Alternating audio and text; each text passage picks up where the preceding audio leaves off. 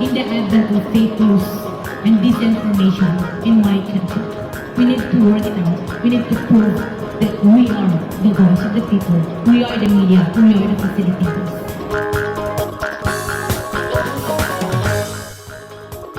Ania na ang mga balita nga nahagpat sa Newsline Philippines Information Center. Ako si Paul Palacio. Tutok na!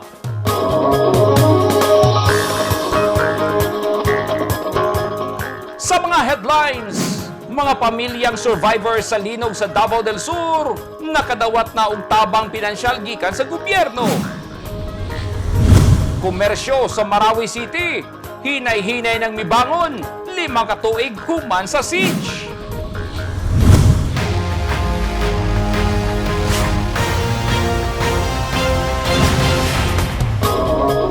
Sa detalye sa ato mga balita, 2 katuig human ang pagtayog sa kusog nga linog. Gidawat na kaganiha sa dulan 8,000 ka mga pamilya sa Magsaysay, Davao del Sur ang tabang pinansyal gikan sa gobyerno. Ani ang report Orlando Dondon Dinoy. Niagwanta og linya ang 86 anyos nga si Urbano daog-daog aron dawaton ang 30,000 pesos nga ayuda gikan sa gobyerno pinaagi sa Department of Social Welfare and Development kon DSWD kaganihang buntag. Lakip siya sa 7,706 ka mga benepisyaryo sa 21 ka mga barangay sa Magsaysay, Davao del Sur kansang mga balay giguba sa kusog halinog niadtong tuig 2019. Recover ko nila, dili siguro niya maka-recover sa tanang gamit. Pero mahal lang, nanay pa sa linya at madawa. 30,000 pesos ang gihatag nga ayuda sa mga pamilya sama ni daog-daog na hugmak ang balay samtang 10,000 pesos kung partially damaged. Sabi mo ko siro ka man na payak, parang dapat yun. Ako ka ko pala yun. Pero nahugno. 445 ka pamilya ang hatagan og ayuda karong adlaw apan magpadayon ang pagpang-apod-apod sa DSWD hangtod sa adlawng Biyernes. Sa 22 ka mga barangay dinhi sa lungsod sa Magsaysay, Davao del Sur, 21 na ang gihatagan og ayudang pinansyal sa Department of Social Welfare and Development. Kay wa na ilabot ang barangay Tagaytay, sanglit girilokar ang tanang residente og gihatagan og balay sa National Housing Authority. Mukabat sa 124 milyones pesos ang budget sa DSWD alang niini nga programa para lang sa lungsod. Lakip gibayran sa gobyerno ang mga residente nga namanday sa ilang naguba nga balay. Dili ni siya nga pundo tungod kay absent siya sa pandemic. Bakit ipangitaan di kumaagi sa ang gobyerno no sa mga presidente na mahigayunan siya po ng pundo para nga matagaan ang mga nabiktima nato sa kalamidad sa earthquake. Gawa sa lungsod sa Magsaysay, 9 ka mga lungsod pa ug sa kasyudad sa Davao del Sur ang nahatagan sa pinansyal nga ayuda. Dungan nga nakadawat sa ayuda karong adlaw ang mga lungsod sa Magsaysay, Padada ug Santa Cruz. Orlando Dondon Dinoy, Newsline Philippines, Province of Davao del Sur. Stay safe.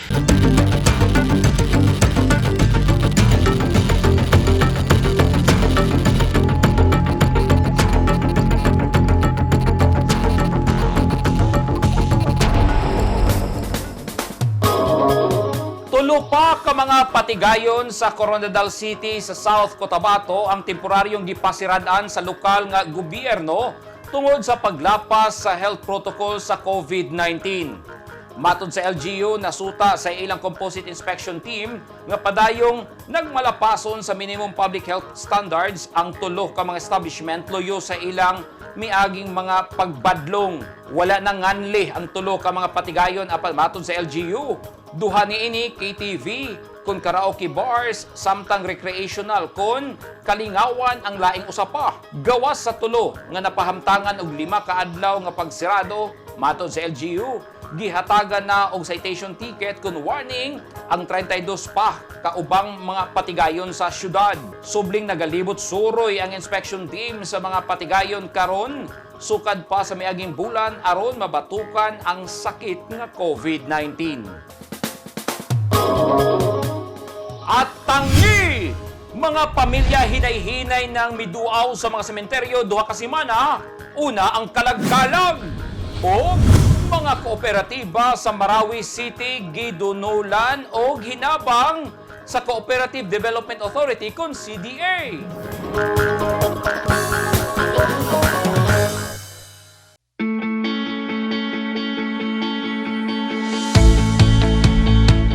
Gusto ba mo og barato ug orihinal nga mga construction supply?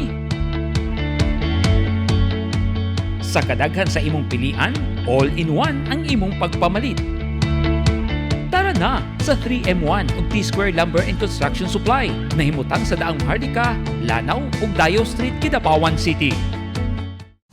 Parami ng parami ang mga nagiging bagong Lotto Millionaires. Dalawa rito ay multimillion jackpot prizes. Ang 246.08 million pesos sa Ultra Lotto 658 at ang 298.77 million pesos sa Grand Lotto 655. Ang bawat pagtangkilik sa larong may puso ay susi sa pangarap at pagtulong sa kapwa. Thank you with all our hearts. Malay mo, baka ikaw na ang dapuan ng swerte.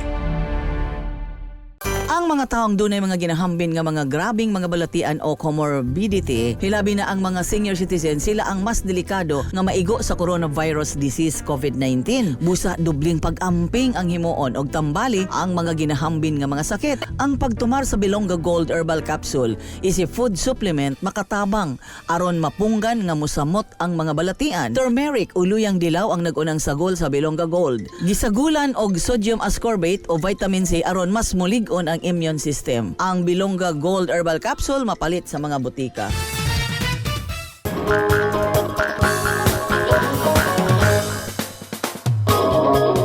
Kapin usa ka gatos ka milyon ka pesos nga tabang pinansyal ang gitunol sa Cooperative Development Authority kon CDA alang sa mga kooperatiba sa mga gagmay negosyante mag-uuma og mangingisda nga naapektuhan sa siege sa Marawi City. Ani ang report ni Eugene Hinutan. Aron matabangan og bangon ng mga negosyanteng naapektuhan ato sa Marawi Siege niadtong tuig 2017, nitunol na og ayuda ang Cooperative Development Authority kon CDA sa mga kooperatiba sa nahisutang lungsod.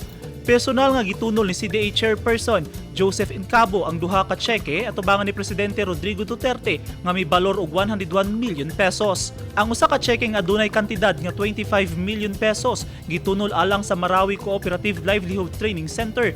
Samtang laing 76 million pesos nga tseke ang gidawat sa usa sa mga representante nga si Haron Ismael, ang chairman sa Sagudian Farmers and Fisher Folks Purpose Cooperative, isip financial assistance alang sa benepisyo sa kooperatiba sa Marawi City nga tabang usab sa mga nanginahanglan ug ayuda aron makabangon. Saysay ni Chairman Incabo. Ang 25 million, ma'am, is intended para sa tanang kooperatiba sa Lanao del Sur. Kay intended to siya para itukod o isa ka training center facility sa Marawi City. So, atong naman good, before nagka-Marawi Siege, na sila training center, nagkuba sa gira, no? And commitment mo sa CDA na maitukod balik ang ilang training center facility para dito sa mga kooperatiba na naa sa Lanao del Sur ug sa Marawi City ug mga nearby LGUs na pwede sila makagamit.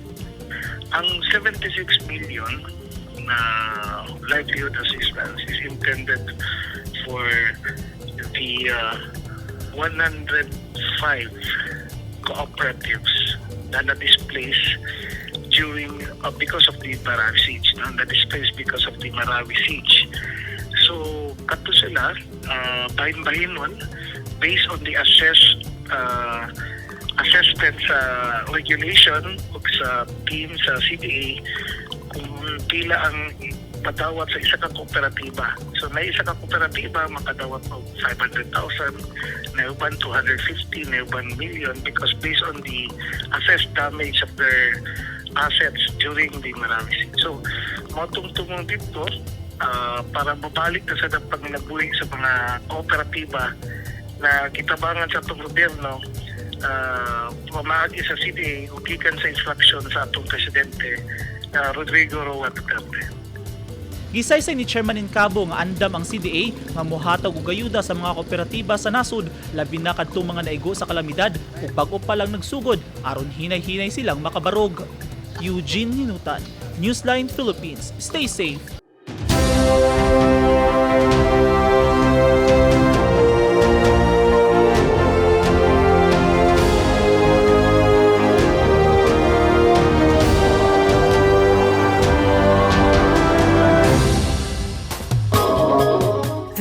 portion is brought to you by Toyota. This portion is brought to you by Rizal Memorial Colleges. Kapin upat katuig human ang Marawi Siege naghinay-hinay sabkaron ug bangon ang komersyo sa syudad. Naglaom ang mga negosyante nga mubalik ang kabibo sa ilang panginabuhian sa dili madugay. Ani ang report ni Eugene Hinutan. Ito lang yung dati na may Marawi, maraming mga ekonomiya na maraming pumapasok na ekonomiya na kon. Sa ngayon pa po, hindi pa bumangon pa ng Marawi. Kasi sa tingin ko lang, yung nakikita ko lang sa labas, may mga tao na minsan ay nakikita ko rin na mahirap. Atol sa pagkahagsa sa Marawi Commercial Center niadtong 2017, nabungkag usab ang tanang negosyo sa Marawi City. Apan sa paglakat sa panahon, makita na sa lugar ang hinay-hinayng pagbangon sa katawhan nga nakahatag og kinabuhi sa mga negosyanteng sama ni Jalil Gutok. Ang pagbalik sa mga residente sa Marawi City, dakong tabang sa pagbalik sa mga negosyo ug ninglihok na usab ang ilang ekonomiya. Gisaysay kanako sa batanong negosyante nga dakong tabang kaniya ug sa iyang pamilya nga hinay-hinay nang nibalik ang ekonomiya sa Marawi aron masudlan na usab og balik ang ilang panudlanan. Kahit papaano, naka-recover naman ng Marawi, pero hindi pa masyado.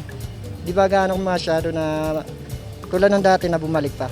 Taliwala sa hulga sa pandemya, kikinahanglan nga mopadayon sila og paninda aron dunay mahatag sa iyang pamilya ug sama sa bagang duot sa katawhan sa Marawi. Naglaom usab si Gutok nga mobalik na ang kahusay ug kalinaw aron mas mulagsik na ang ekonomiya sa ilang lungsod.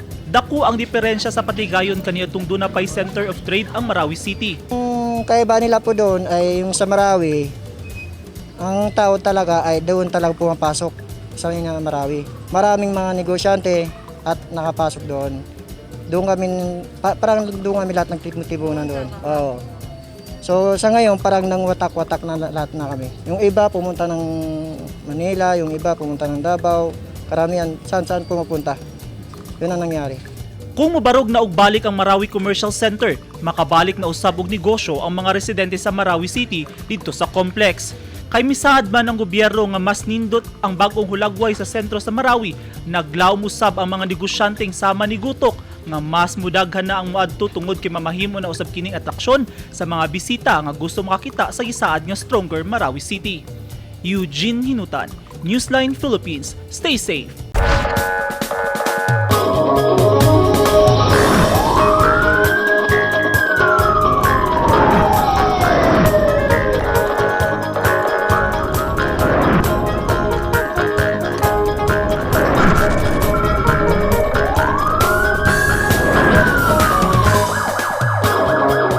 Doon na suspect ang kapulisan sa responsable sa pagpusil sa usa ka ginang ug anak niini sa Kidapawan City, North Cotabato ni adtong weekend. Ginapangita na karon sa mga pulis ang usa ka Jason Ahok kinsa gitudlong responsable sa pagpusil kang Reyes Hueco ug 11 anyos niining anak.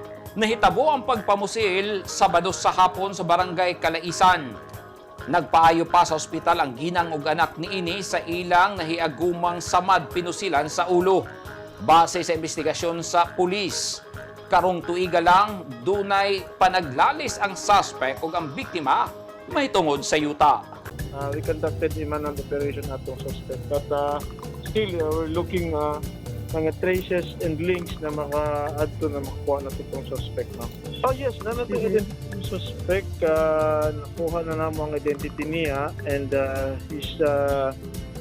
mga kuha niya, mga basic niya ng mga identifications, nakuha na naman.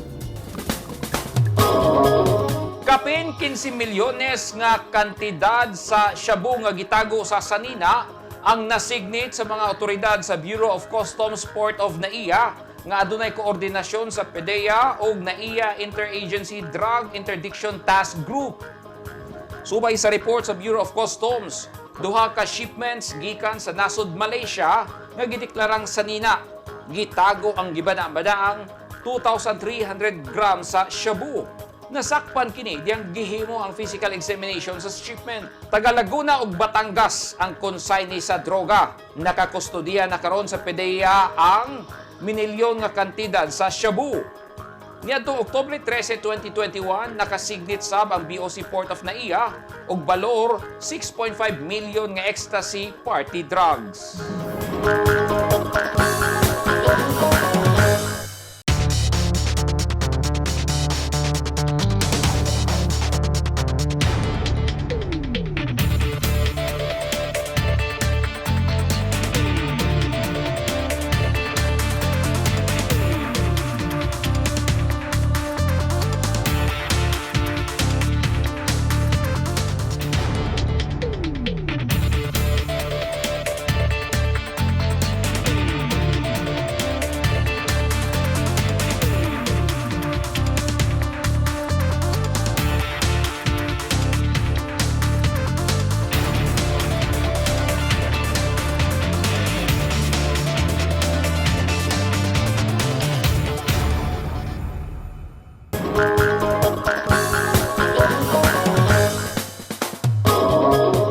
Human sa usa ka dekada dihang gibanla sa baha hatod sa bagyong Sendong ang Iligan City, diin daghan ang nangamatay, naagihapoy problemang giatubang ang mga residente hangtod karon. Kay bisan og gihatagan na og balay sa National Housing Authority kon NHA ang mga Sendong survivor, wala day igong supply sa tubig ang mga balay. Mamalit pa og tubig ang mga residente aron dunay magamit. Ani ang report. Bahada subida ang sitwasyon sa mga residente sa Sitio Paitan, Barangay Dalipuga, Iligan City aron lang makakalos og tubig. Ang lugar nahimutang sa ibabaw nga bahin nga usa ka komunidad sa mga Sendong survivor. Sama niining duha ka bata nga nagmotor aron lang makarga ang dagkong galon sa tubig. Wala sila'y mabuhat sa sitwasyon kay obligado gyud silang muhakot og tubig nga nag-unang panginahanglanon sa balay. Depende na kung mapuno na ang drum. Usay maktulo, usay upat. Kadram. So pila sa kadram? Sa drum, pwede po mga 9. Tagpila niyang mapalit sa mineral water? 150. Sumala sa residenteng si Jaime Pagara, walay plano ang iyang pamilya nga mamaligya og tubig kay konsumo lamang kini sa pamilya. Apan ang katawhan na lang sa lugar ang naghangyo kanila nga mamalit sila og tubig. Kini dili matana mo ni Juan, pero ang mga tao mo hisgot nga butangan og bomba. Kami wa mihilig nga ni dapat sila may nag-issue nga butangan gyud bomba. Muna nga porsigir ko, ako yung gusto. Sukad mi kuso-kuso ang bagyong Sendong, kinahanglang mukayod ang mga survivor. Busa, hangyo nila. Ayun ta kani makaoran mo sa ang kini taas nga makasupply. Para pangadlaw-adlaw magamit sugid kay kita mo trabaho kada adlaw. Subay sa kontrata sa NHA ug lokal nga gobyerno sa Iligan, ang LGU ang magpamuntar og linya sa tubig apan wala kini makita sa lugar ug walay linya sa tubo. It's a reality nga dunay kakulangan sa tubig. Limitado ang supply diri. Pero dunay source nga makuha, no? Nya we really did initiate pagbutang og mga materyales. Dito lang siguro na focus kinsa ang mo bayad sa kuryente. Kay ang mo konsumo man sa tubig ang mga beneficiaries man. Isa unfortunate nga wa gyud budget ana. Sa panahon ni Presidente Rodrigo Duterte, nahingpit ang proyektong pabalay alang sa mga Sendong survivor ug mismo ang National Housing Authority ang nagtukod niini. Busa, nahumana ang responsibilidad sa NHA alang sa mga tao sa lugar. Naghinay-hinay na og duaw sa mga sementeryo karon pa lang ang mga residente sa Bansalan, Davao del Sur. Duha ka semana una ang kalag-kalag kay nabalaka silang sirado ang mga sementeryo sama sa miaging tuig tungod sa hulga sa COVID-19. Ani ang report ni Orlando Dondon Dinoy. Gihimong higayon ni Christopher Dagayluon ang kamingaw sa sementeryo sa Bansalan, Davao del Sur sa iyang pagduaw sa lubong sa iyang inahan kaganiyang hapon. Magtulo ka bulan na nga namatay ang iyang inahan nga usa ka maestra niya tung buhi panining kalibutana. Duwa ko Lunes ta namo ko samad. Duaw lang ko karon akong duaw na ayon ako samad. Karadaan naman. So, karon akong duaw. kalag-kalag din ako. Nang limpyo sab sa pansyon sa iyang anak ang 68 anyos nga si Florencio Puong. Aron di na siya mabalaka nga dili makabisita o galing pasirada na usab sa lokal nga kagamhanan ang mga sementeryo tungod sa nagpadayong hulga sa COVID-19. Kalag-kalag magod, pigado na ang uban nga di na kayo mapasudlan. Hinay-hinay nang miduong ubang mga adunay namatay nga minahal sa kinabuhi dinhi sa Bansalan Public Cemetery una ang adlaw sa kalag-kalag sa anglit. Nabalaka sila nga siradan gyapon ang Nobyembre 1 ug 2 tungod sa pandemya. Hinuon, wala pa'y gipagawang pahibalo ang Interagency Task Force sa lungsod kung tugutan ba ang pagbukas sa mga sementeryo sa Kalag-Kalag sa Nobyembre 1 ug 2. Kung kaniadtong wala pa'y pandemya, kapinlibo ang inadlawang kita sa pagpamaligya og bulak ni Nanay Inday sa public cemetery. Karon, ana-ana lang sa 300 pesos. Nablaka jud mi nga maingon ani ang kahimtang hantod ato ni aging tuig hantod karon amot ka sa sunod tuig unsa ba maubulang ka gyapon. Wala na gipalubngan karon ang daang sementeryo nga napalibutan na og daghang mga punuan sa kahoy kay gibalhin na nila kini sa mashawan nga lugar. Orlando, Dondon Dinoy, Newsline Philippines, Province of Davao del Sur. Stay safe. Gi-turn over sa Department of Social Welfare and Development Office kung DSWD 11 ang duha ka mga classroom sa Barangay Taukanga, Manay, Davao Oriental kagahapon sa buntag. Ang proyekto ubo sa programa sa Kapit Bisig laban sa kahirapan, Comprehensive and Integrated Diversity of Social Services kon Kalahi SEEDS. Tinguha sa DSWD 11 nga matukod ang learning facility sa mga lagyong lugar aron dunay akses sa edukasyon ang mga estudyante. Gisugda na kagahapong adlaw sa Commission on Elections kon COMELEC ang Election Registration Board kon ERB hearing sa ilang mga opisina aron limpyuhan ang listahan sa mga botante nga narehistro sukad bulan sa Hulyo hangtod diadtong Setyembre ning tuiga. Ani ang report ni Orlando Dondon Dinoy. Sa Election Registration Board nga gihimo sa buhatan sa COMELEC sa Bansalan, Davao del Sur, usa-usa nga gisusi sa mga miyembro gikan sa Civil Registrar's Office o Department of Education ang Voters Registration Form nga gitubag sa mga bag-ong ni-apply nga mga botante. Human niini ginasusi sa usa ka miyembro nga gikan sa buhatan sa Civil Registrar kung buhi pa ba ang ngalan sa tao base sa ilang record sa ilang opisina. Sa kumilik ilan naman nag-validate daan, pangayuan lang siguro ilang birth certificate o uban o certification sa barangay. Nagpaparehistro kung punang nangamatay diha, nang diri lang namatay sa Bansalan na makuha mo silang death certificate. Yan po na mo makita ito kung taga-asa na sila po. Pero kasi usually, kasagaran diri manggid na sila. Tagsaran ng naadi sa other municipality nga nangamatay. Pag naghatag man may diri pumili ka itong mga death list nila. Ginasuta sab nila kung insakto ang gisuwat nga address sa nagparehistro base na sab sa address niini sa record sa ilang matag barangay. Ano ng mga application passed na sa COMELEC for the validation. So, dito makita tanan kung eligible ba sila to be approved or posible nga ma-disapprove ilang application. So by then, we provide na sa ato ang election officer ang kanang mga data for approval and disapproval.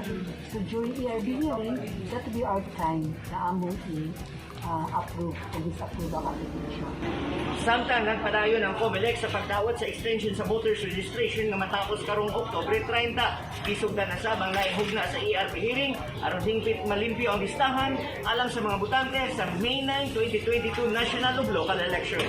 Posibleng maabtan pa sa bulan sa Disyembre ning tuig una mapaskil og pinal nga listahan sa mga botante sa mga voting center.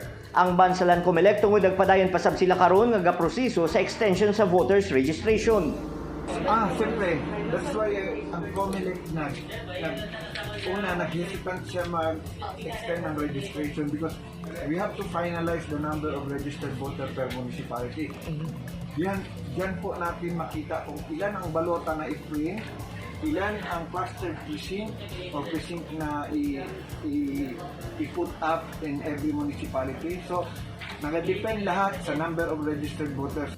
Sigon sa ulahing ERB hearing niadtong Agosto 2, 2021, doon na 45,162 ka registered voters ang lungsod.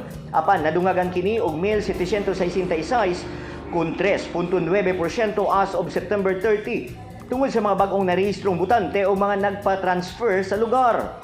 Gilauman sab sa COMELEC nga madungagan pa kini iniguman sa deadline sa voters registration sa Oktubre 30. Orlando, Dondon Dinoy, Newsline Philippines, Province of Davao del Sur. Stay safe. Mo kadto naghingpit sa mga balita nga nahagpat sa Newsline Philippines Information Center. Alang sa dugang balita, bisitaha ang website nga www.newsline.ph. Sa Facebook page, Instagram, newsline.ph. O sa Twitter, newsline.ph. Kung aduna mo'y mga balita o impormasyon sa inyong tagsa-tagsa ka mga lugar sama sa sunog o baha, mamahimo ka na ninyong i-share pinagi sa Newsline Messenger. Makita o sabi ninyo sa Channel 50 sa Sky Cable sa Davao o General Santos City o Channel 49 sa NCTVN Cable TV sa North Cotabato.